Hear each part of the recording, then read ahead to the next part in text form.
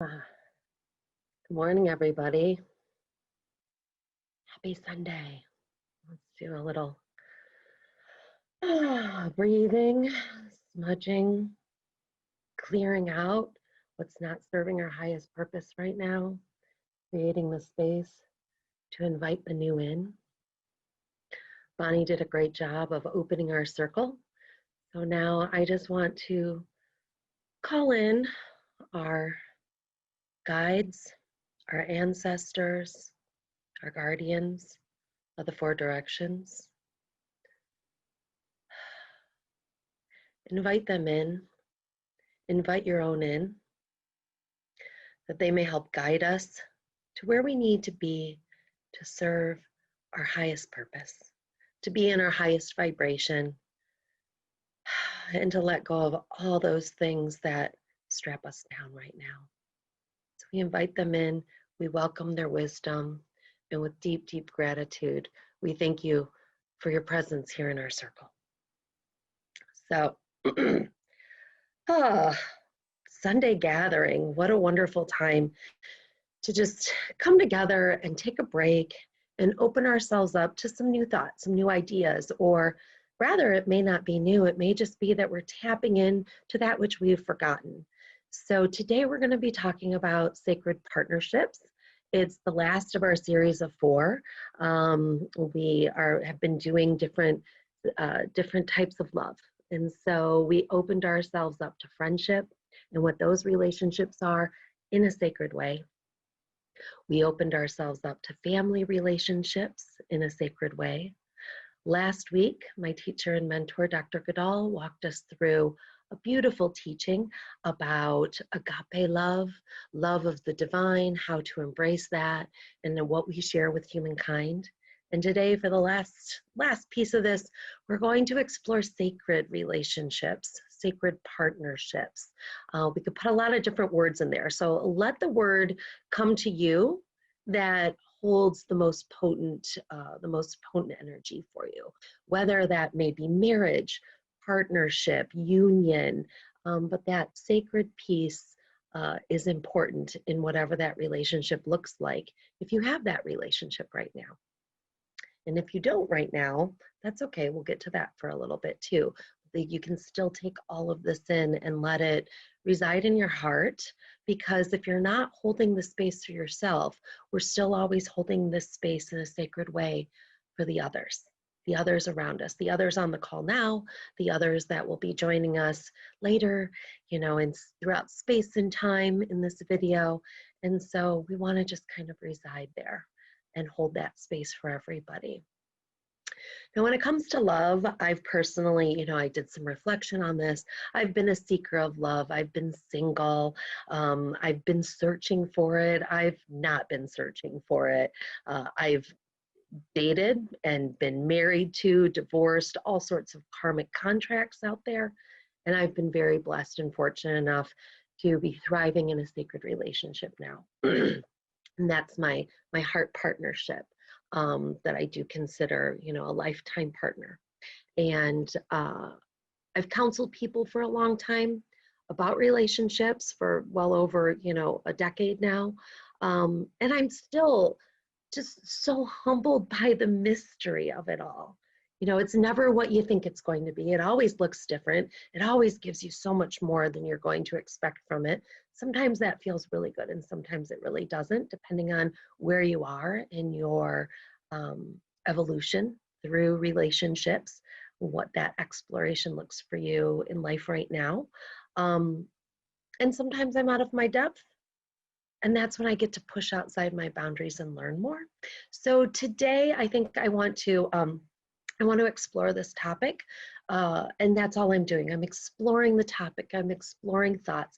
I'm offering things. By no means do I consider myself an expert on the situation, but I do believe that through the channeling that I do with our ancestors, through the experiences that I've had and how I've been taught, that I can just offer my perspective on things, and that in some divine way, it's going to offer a new awakening for you. on some level, okay? So today, though, I really want to explore this through some of the great quotes and writings of major wisdom keepers that we've had throughout time, some of them more recent than others. So I'm going to start with one of my favorites that I think has been the inspiration for this series, and that's Khalil Gibran from The Prophet. So I want you to just close your eyes,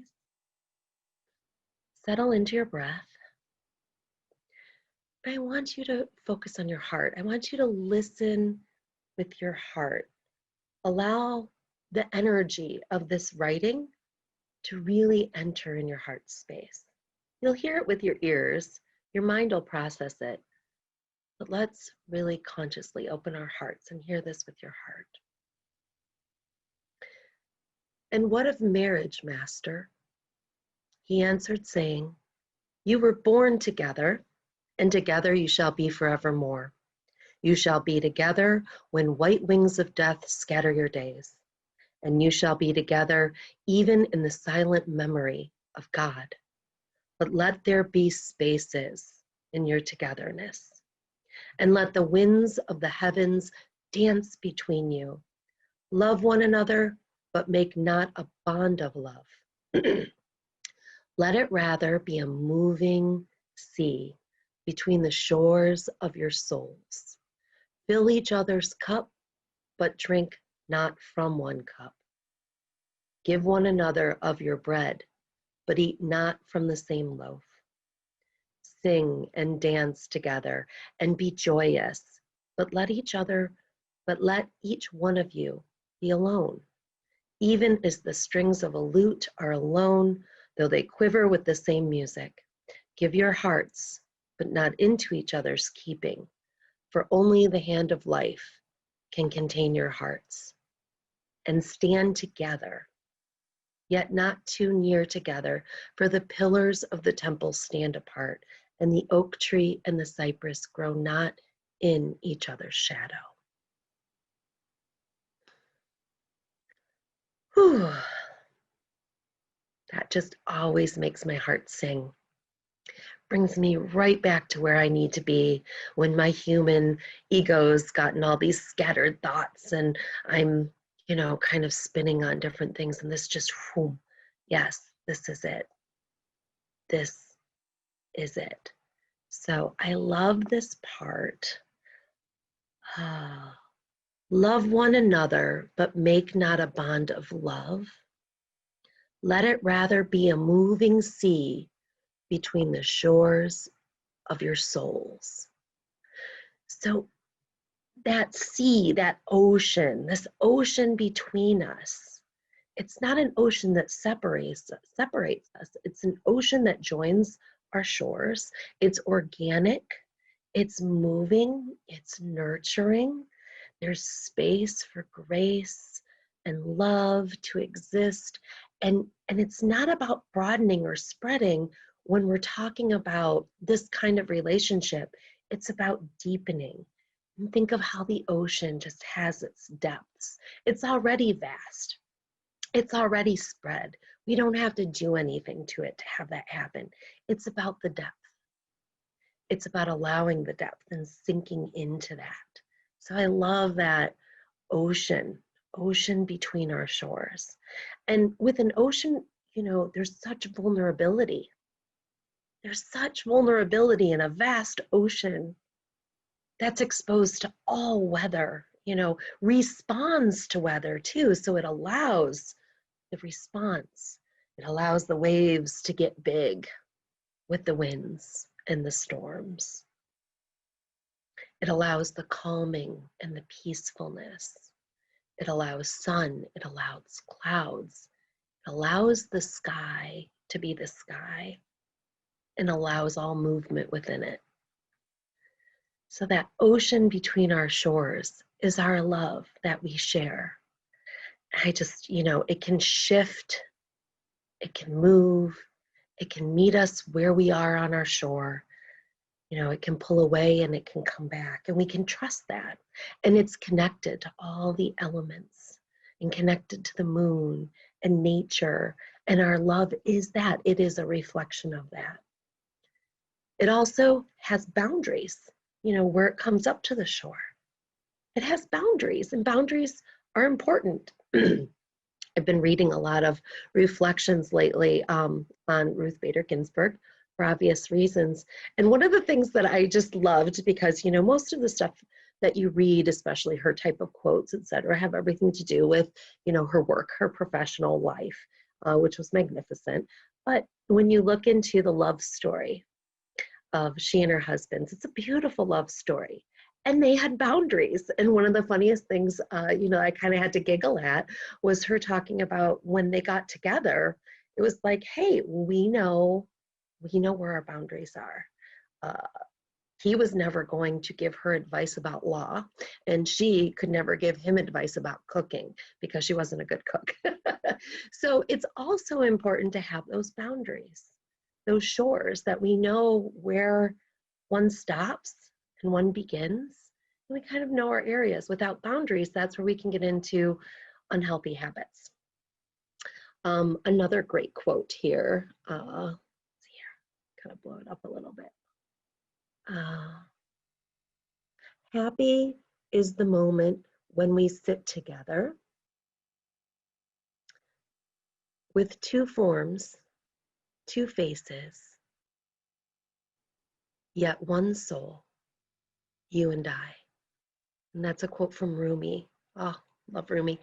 But this particular quote requires a little bit more maturity, a little bit more depth to understand it, which I'm sure all of you already have, right? But just bringing this up again, recognizing our oneness.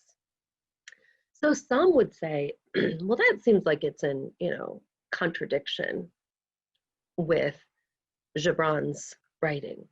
And Rumi's not in contradiction. It's a depth to that. It's understanding that we are all one, that we are reflections of each other, that we're here to reflect to one another and to receive those reflections. Yet we are still separate in our human experience. We serve each other. We serve each other in the light and in the shadows this way. So, what Eckhart Tolle said, what is commonly called falling in love is in most cases an intensification of egoic wanting and needing. You become addicted to another person, or rather your image of that person. It has nothing to do with true love, which contains no wanting whatsoever.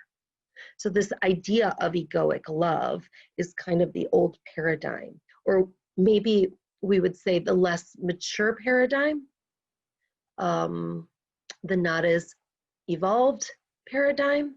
This idea, like, we go back to Jerry Maguire, you complete me, this idea of completing each other, or that two halves make a whole. And this idea that you are mine, that we somehow possess each other, is another part of that kind of egoic love. And that doesn't serve us.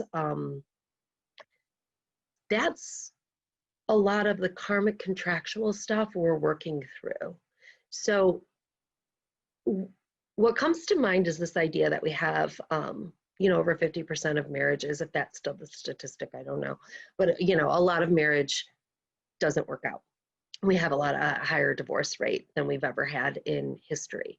And I believe that that's a reflection of breaking karmic contracts, or maybe completing karmic contracts, and breaking karmic cellular patterns that no longer serve humanity. So where we find the reasons that typically lead to divorce, we're looking at different forms of abuse, frankly, whether it's physical, mental, emotional, verbal. We have these things. We have addiction.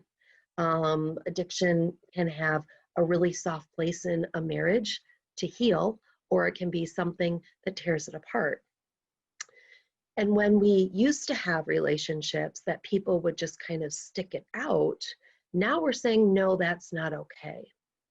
And where I respect that is the fact that we have been moving ourselves, especially in the last 40 to 50 years that divorce has been more applied to society, we're moving ourselves to a place of this sacredness, of this sacred relationship kind of contract, something that's above and beyond. Um, we get to open new windows. And the Buddha said, when you like a flower, you pluck it. When you love a flower, you water it daily. And I like this because this is this transition going on.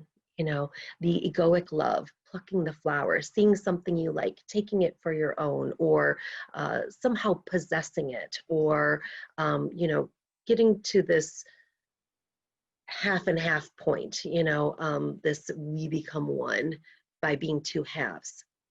Still doesn't work right. You know, Wayne Dyer mentioned love is the ability and willingness to allow those that you care for to be what they choose for themselves without any insistence that they satisfy you. So this is where the paradigm shift is happening, into this place where we have more sacred partnership, where we nurture by loving the flower and watering it daily, right? Where we figure out what the nurturing is. It's not about what I need, it's about what you need. And when I am serving what you need and being that reflection, then I'm growing.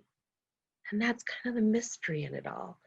And it's not a mystery because we're reflections of each other. And so these sacred partnerships are actually the deepest dive in our spiritual evolution and learning how I am me in my highest vibration. I can do that on my own. And yet, when I do it in a partnership, there's a lot more challenge and there's a lot more blessing that can come out of that. There's a lot of collaboration and co-creation that happens there. And that is such a divine gift. Such a divine gift if you have the sacred partnership. Nurturing, feeding, sensing what somebody else needs. When you make this kind of a contract or pact or promise with each other, when you're in this kind of a relationship, you have the ability to see the other person in their highest form, in their greatest, you know, divine energy. And when that happens, you know, and your partner stumbles, you get to see them in your mind's eye, in this mind's eye, you see them and where they can be, and you help lift them up. Now, it's not to say that there aren't altercations, but altercations are also the way we polish ourselves. That's a big part of communication, right? So having this contract or this promise with each other has a lot to do with communication, and it has a lot to do with awareness and consciousness. To be mindful, full of mind with the promises, the intentions that are so important to both reflections. So, you know, having the language, having languages of love. You know what the languages of love are? It's actually something you can study. You know, there are 5 languages of love. We have words of affirmation, physical touch, receiving gifts, quality time, and acts of service. So we invest ourselves in understanding our partner as well as ourselves in these languages of love, so that we can nurture and speak. This is the way we water the flower. This is the way we continue to nurture the seed of that person we love in front of us. And when we do that, it also comes back as one, and it's a cycle. Our energy and our love continues to work together and create a cycle between the two of us, with the divine energy coming in through our 7th chakra. So it's very powerful. Lao Tzu said, being deeply loved by someone gives you strength. So just think about that. Think of your experience of being deeply loved by somebody. It doesn't have to even be in a relationship right now, but when have you felt deeply loved by somebody? And it doesn't even have to be a partner, a lover, but feeling deeply loved, maybe even by your parents. Okay? That gives you strength. That feeds you to be deeply loved by somebody. That means somebody constantly is in a space of believing in you, whether they understand you or not, believing in you, encouraging you, being your cheerleader, giving you a soft place to land when things aren't great, helping you through tough times. It gives you strength. Continuing the quote, while loving someone deeply gives you courage.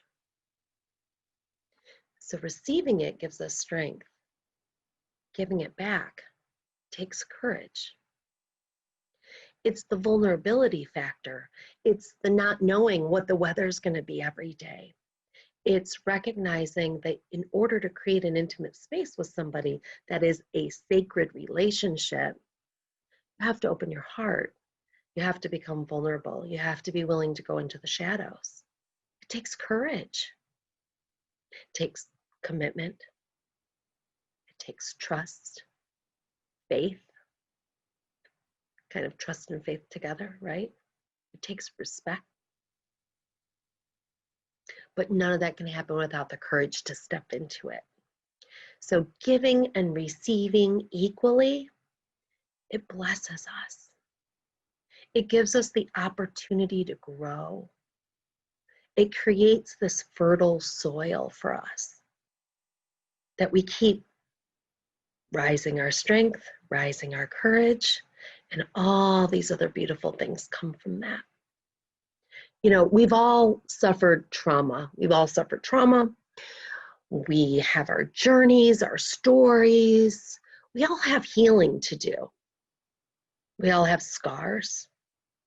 We have stuff we don't even know about, like the karmic cellular stuff or the past life stuff, if that's in your train of thought at all, you know?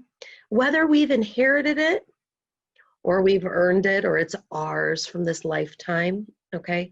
Sacred partnerships create the space and create the tools we need to do the healing if we accept it as a gift.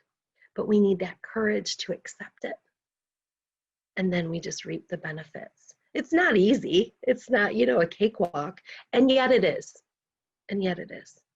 Because once you make the commitment, once you're all in, then that creates the boundary. That kind of shores up this ocean now that you're both going to swim in together and figure out together.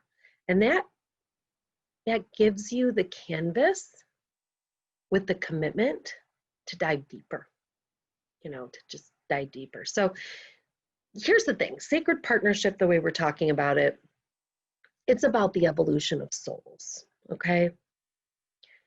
It's not just the psychology of things. You know, those are kind of the things we work out in our karmic contracts with, I don't want to say less healthy relationships, let's just say not so sacred relationships, relationships that don't necessarily have that sacred contract, that don't have a consciousness. Sometimes one person has that kind of awakening state of mind, but the other person doesn't. So there isn't that contract that we see each other and know each other in that very authentic, genuine, heart space, sacred way. So that's an evolution possibly about the person who's awakened, but not necessarily the relationship itself doesn't serve the purpose of awakening both souls. So that's not a sacred partnership, okay? When we have that sacred partnership, we grow in a better direction than we would have separately. So think about that for a minute. You can grow in a better direction with a sacred partner than you would separately. It's completely different. You guide each other back to your true self. So where you might be going this way on your path, you have a partner saying, hey, remember who you are. And you keep helping each other rise, okay? When we guide each other back to that true self journey, we're seeing and holding each other in that highest vibration for each other. We're seeing each other's best self and reminding each other of who we are. And when that happens, you know that that can happen when you're with somebody that you recognize you want to be your best self when you're around that person, and that that person brings out your best self. And that sacred partnership doesn't even have to be a romantic one.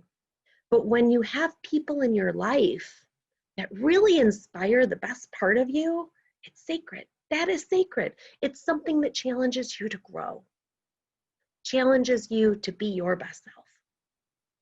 And it's a good feeling challenge. It's not, a tough feeling challenge. So those are very valuable relationships, regardless if that's family or friendship. That's what we do as human beings. Be that reflection. If you see something wonderful in me, I'm reflecting what's wonderful in you. You have to stop and take that in for a minute, So when I am my best me with you, you're giving me a sacred gift.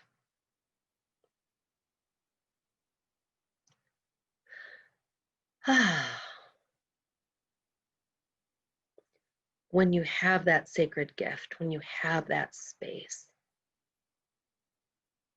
you get to dive deeper in yourself. And that's because you have security. And the security it's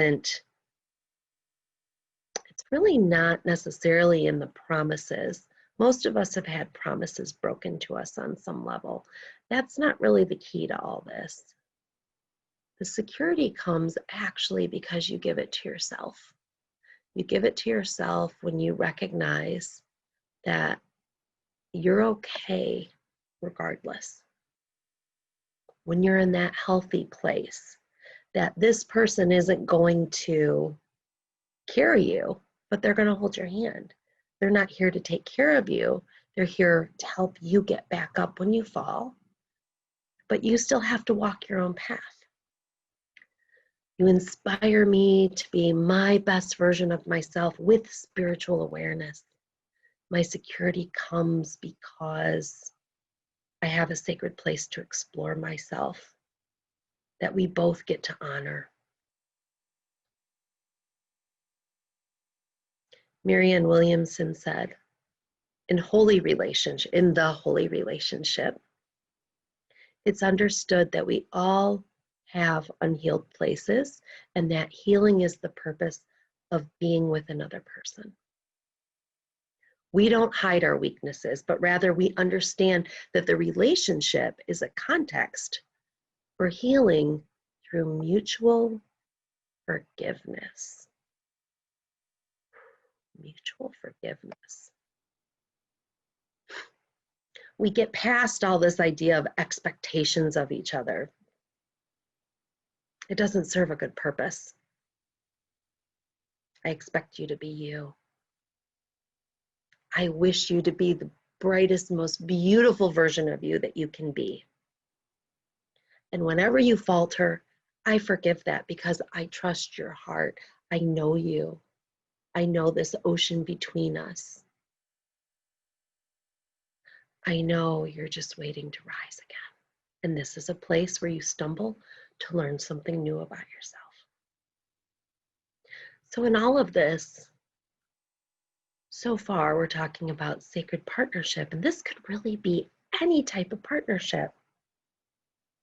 The thing that's missing here that actually creates it into more of a marriage, union, romantic, sacred partnership, life partnership, is intimacy. So, when I talk about diving deeper than any other relationship, that's the intimacy part. So, take the sacred partnership, what that means, what that is. Okay, that's like the soil. That's the soil, that's the space to grow. You've got to have this really rich soil that has all these ingredients of freedom and freedom and honesty and trust, all of this part of your sacred partnership, awakeness. And then we have a seed, and the seed that goes in there is the relationship and what type of relationship it can be. Is it going to be, a pine? Is it going to be a cypress? Is it going to be a maple, right? And we have so many different kinds of relationships to have happen there.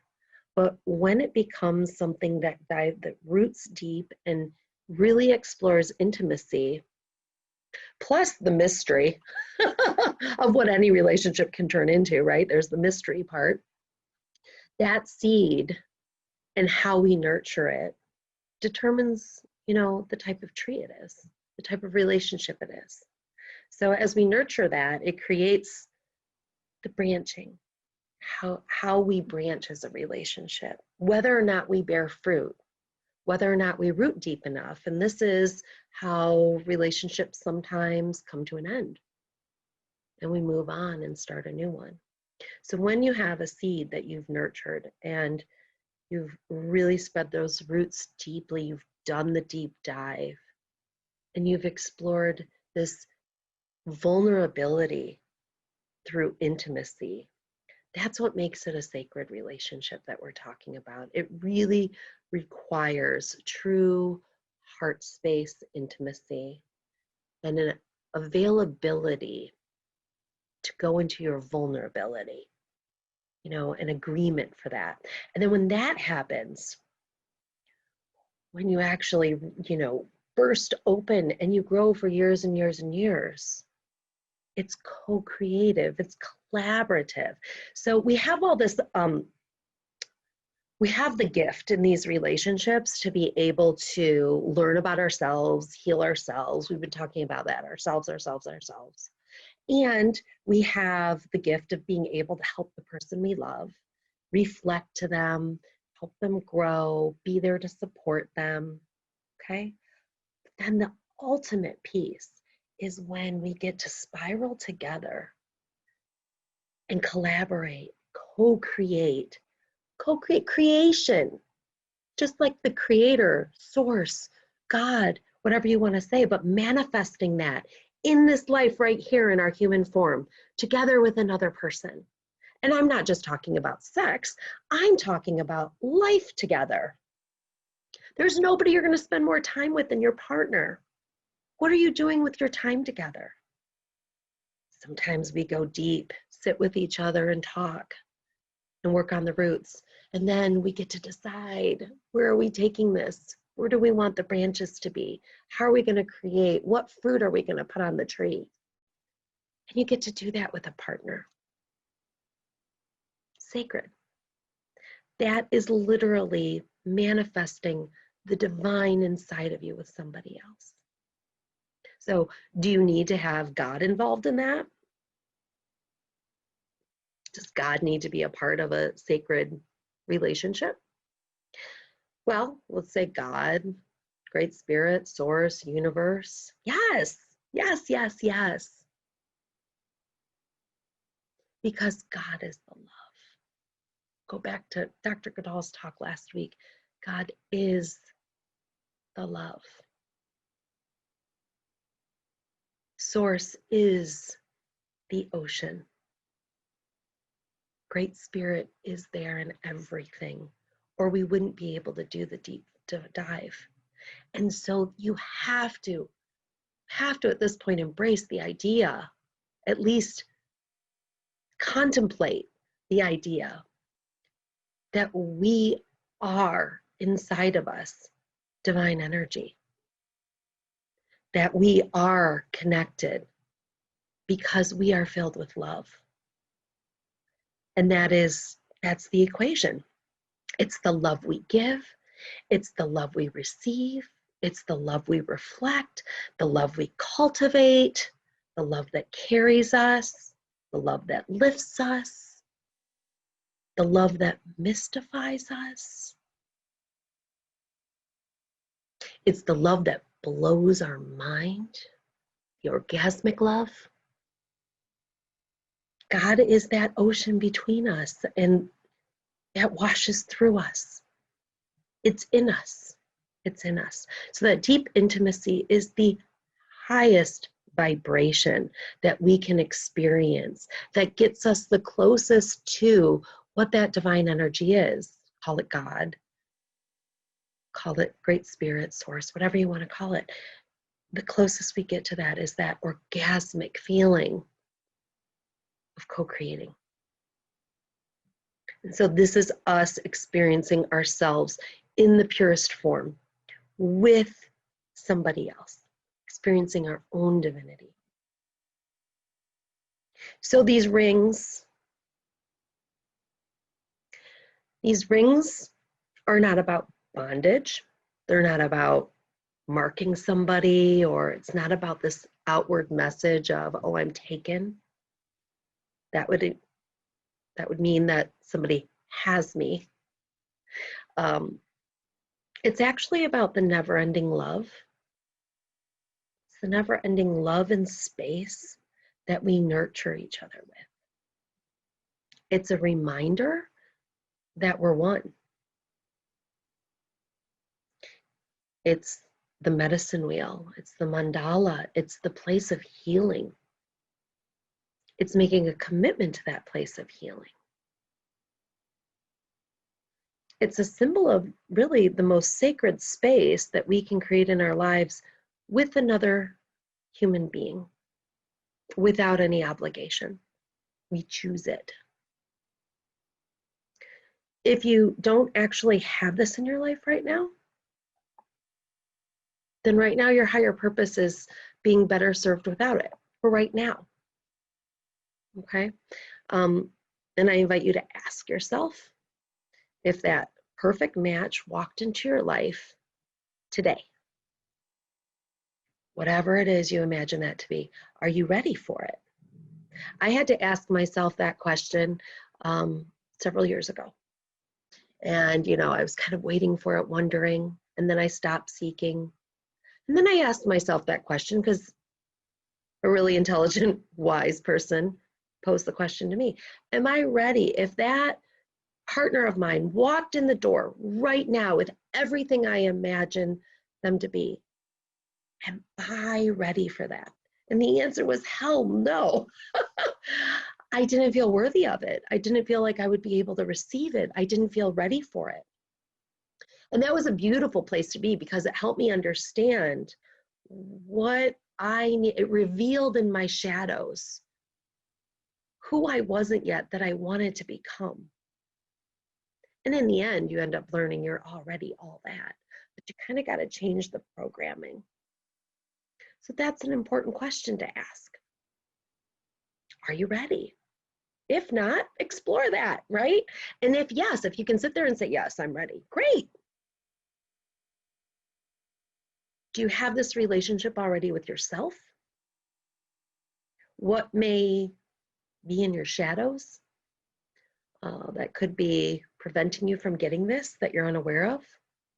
Any sort of karmic inheritance or unconscious to some trauma, fear, insecurities that might actually be blocking this from coming in. Just some questions, just some things to explore. So let's go into our meditation, okay? Deep breath in, giving our mind plenty to feed on here. So let's really work with the energy of this, okay? Get settled in your seat. Close your eyes. Take a couple deep breaths through your nose, out your mouth. As you draw in through your nose, bring it up so that you're activating your pineal gland up in your third eye, which actually will extend up into your seventh chakra. Exhaling with the idea that I'm inviting in all that I need. And with my exhale, I'm letting go of anything that no longer serves me. Any thoughts, feelings, ideas, old belief systems. Just letting it go very easily. Ground yourself.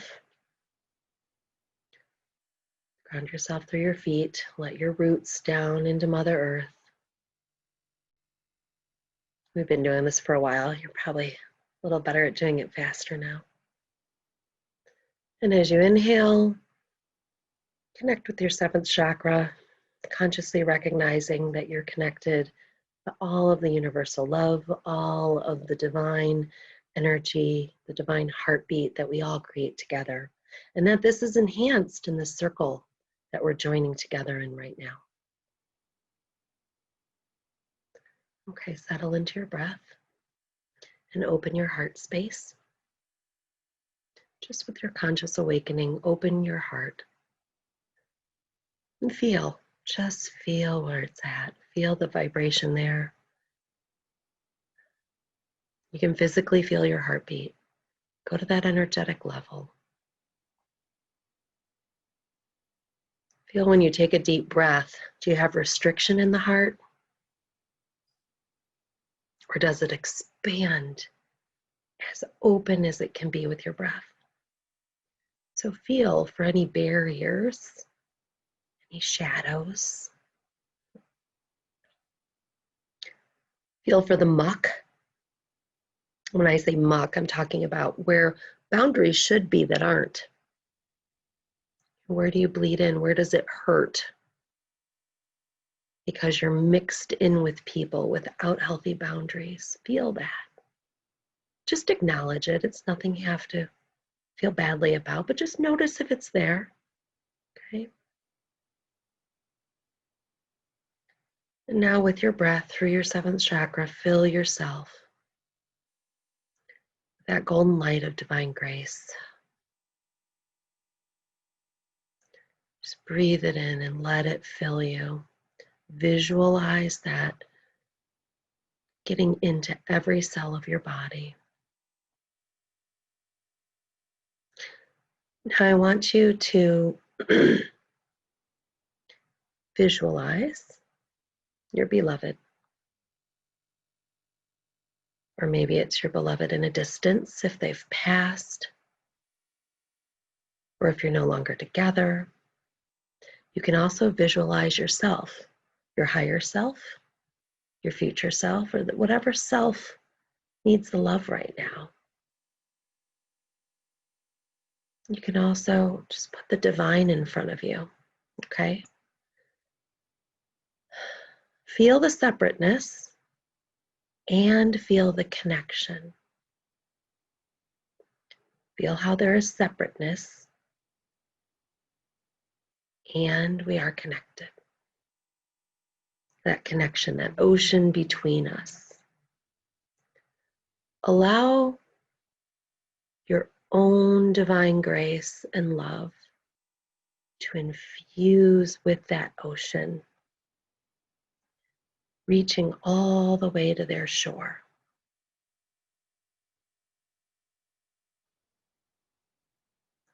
Just infusing your love from your heart chakra, pouring out into that ocean, all the way to them. And now receive that love as well on your own shore. Bring that into your heart. Feel how that energy is different than your energy alone. Okay, feel how that cocktail of both of your energies comes together, what it feels like, how it's different. Allow this to co-create your life together, okay? Lifting you, bringing you up. It was an exciting moment for the dog, sorry. Notice that potency. Notice how that energy is more potent. Take that power now, okay? And feel that infuse into every cell of your body. It's a higher frequency than that of your own. As long as it will lift you up, okay? Now, let that go outside, through your skin, outside into your aura, and radiate that to everyone around you. In your space, if you're alone. If somebody's in the room with you, it reaches to them. It reaches outside of your home. Just radiate it.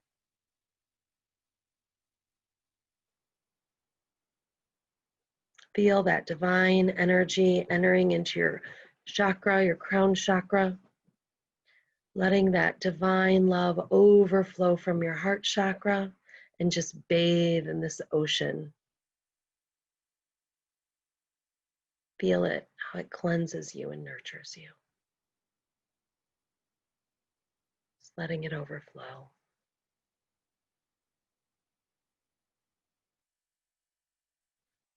Take a deep breath in, exhale. Come back.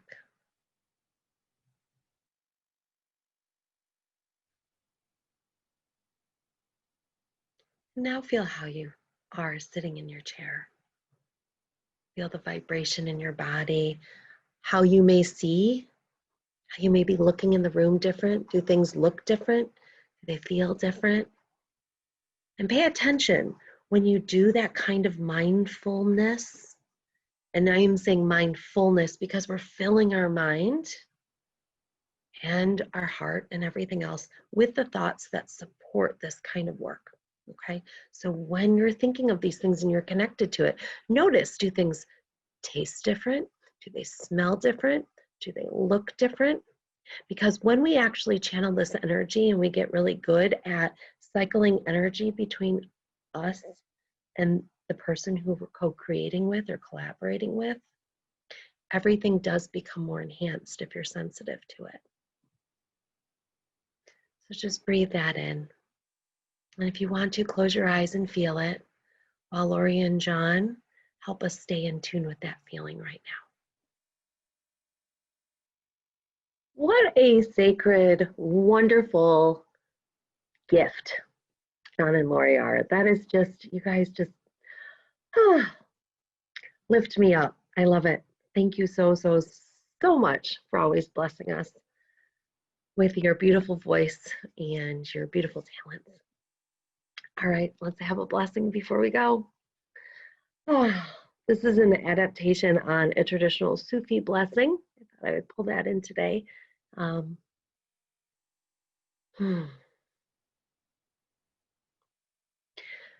May the blessing of sacred love be upon each of you. May its peace and divine grace abide with you. May its essence illuminate your heart, light and shadow, that in sacred awareness you may discover the divine and collaborate in love for the world, now and forevermore. Aho. Thank you so much for being here today and adding to our wonderful sacred circle. Such a blessing. Thank you.